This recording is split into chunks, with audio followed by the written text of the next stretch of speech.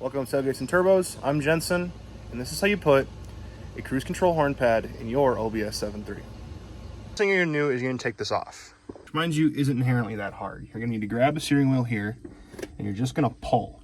And eventually, you'll feel it come undone, and you can take it out. You're going to remove your old horn pad, which will have a 3-style prong input, out of this connector. Usually use a small screwdriver to get this little clip right here out.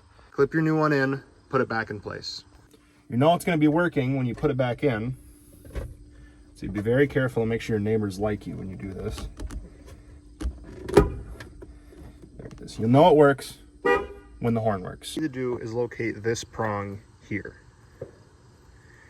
It'll have 2 prongs. I believe the tracers are black with red and brown with yellow, I believe. But in this case, it's just this 2-prong.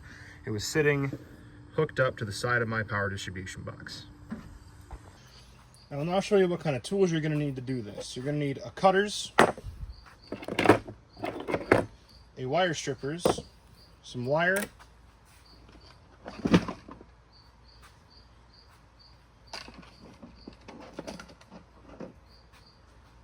if I can find a good spade connector,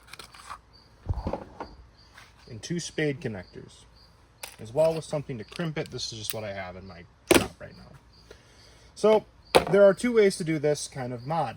You either can cut the plug off and short them together, but I'm doing the temporary method where you make a jumper plug, because in case I ever need to replace this master cylinder, which doesn't have the precision for the cruise control shutoff sensor, I want to be able to, when I have to swap my master, to put a cruise control one and have an actual factory cruise setup. So what you're going to do is you're going to strip both ends of the wire. You're going to take your butt connector, your spade, you're going to just throw it on there, take your crimpers. Like I said, in this case, this is just what I happen to have. And you're going to crimp on the connector, ensuring that the wire will not come out in any circumstance.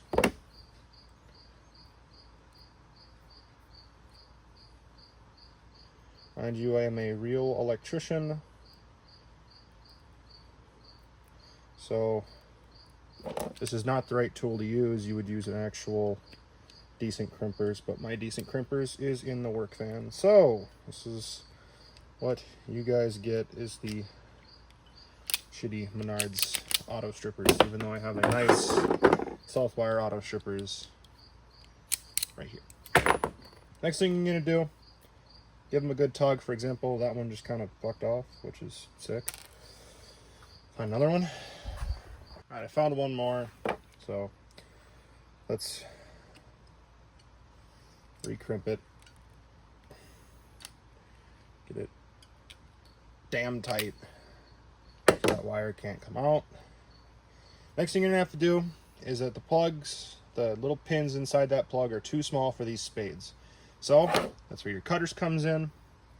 You come in, and you're just gonna wanna cut the connector down to fit.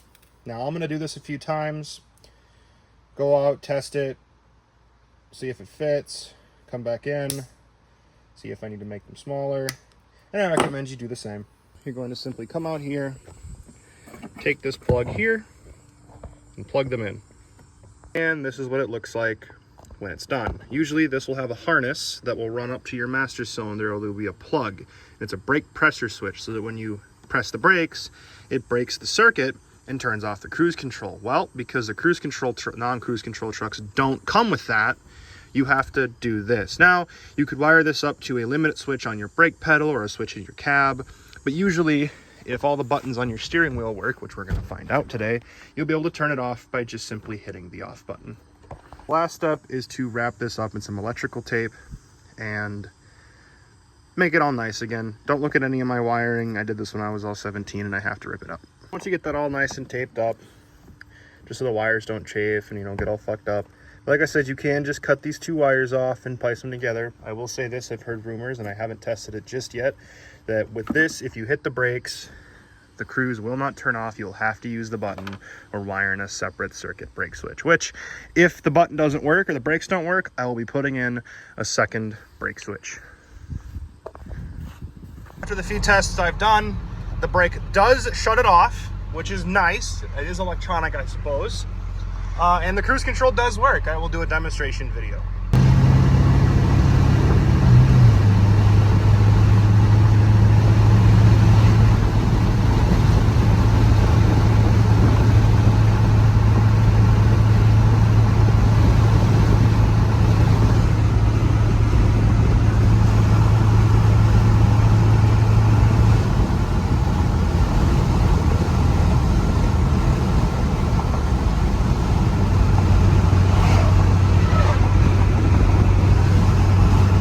The brake does turn it off. I know I mentioned earlier in the video that it may not. On my truck, at least, it does turn it off.